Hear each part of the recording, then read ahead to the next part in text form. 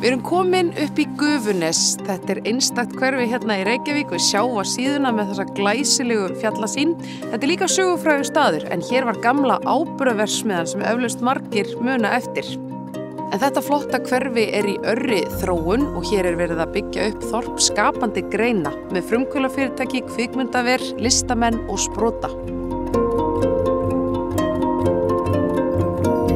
Hér í Gufunesinu einnig hafin uppbygging íbúða og það styttist í að þorpið Vistfélag afhendi sínar fyrstu íbúðir. Svo ætla fasteignaþróunarfélagið Spilda líka að byggja nokkur hundruð íbúðir hér á næstu árum og til stendur að héðan gangi í Hafnarstrætó og svo eru með einhverjum með hugmyndir að byggja brú yfir í Viðey. Við skulum fræðast meira sköpunarkraftin hér í Gufunesinu og tala við nokkra sem hafa komið sér vel fyrir hérna.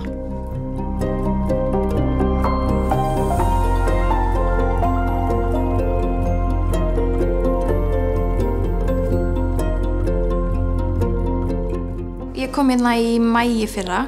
Ég heiti Auður Guðjónsdóttir og hérna svona koordinator í leikmyndadeild. Já, ég heiti Alexandra Baldursdóttir og ég grafískur hönnuður og ég vinn hérna, ég aðalega búin að vera að gera grafík fyrir bíómyndir.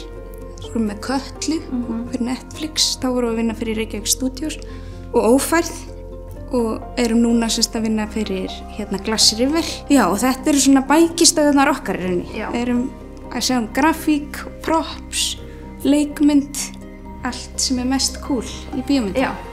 Það okkar deild hérna. Það mikil uppbygging í gangi hérna, það alveg greinilegt. Fólk að koma og byrja að vera með stúdíó og eitthvað svona. Mér finnst það svolítið spennandi hugmynd að grasrótin komið sér saman eitthvað svæði því að þetta hefur náttúrulega alltaf verið svolítið svona dreift alla borgina. Það bara svo ótrúlega getur verið svo fallegt og mikilvægt að fólk úr alls konar, úr tónlist og myndlist og kvikmyndum eigi svona kannski greiðari aðgang að hvort öðru.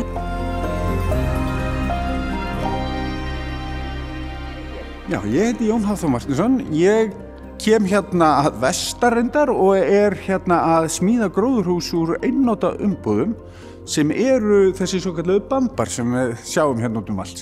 Þetta þetta vandamál sem alheims vandamál, einnota umbúðir og þetta kannski ein lausnin á því að leysa það mál og það að gera einnota umbúðir jafnvel verðmætari heldur en voru í upprunalega ástandi og það það sem okkur hefur tekist með þessum gróðurhúsum. Svæðið þetta svolítið sérstakt og svona rustic, sem maður segir, það þetta hráskemma og þetta þetta akkurat sem okkur langaði að koma inn í. Við þurftum einmitt á svona stóru vinnusvæði að halda því að þetta svakalega fyrirferða mikil starfsemi sem við erum að gera, Og svo finnst mér bara þetta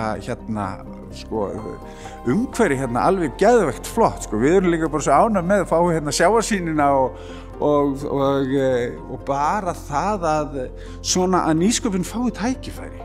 Og fá tækifæri til þess að sanna sig, Því að oft vill kannski verða að nýsköpun oft meira og minna í mörg ár bara á einhverjum skrifborði í langan tíma, Og þá oft vantar þetta tækifæri til þess að láta það verða að fara af skrifborðinu yfir í eitthvað raunverulegt, Þannig já, mér finnst þetta alveg geggjað að fá að koma hérna.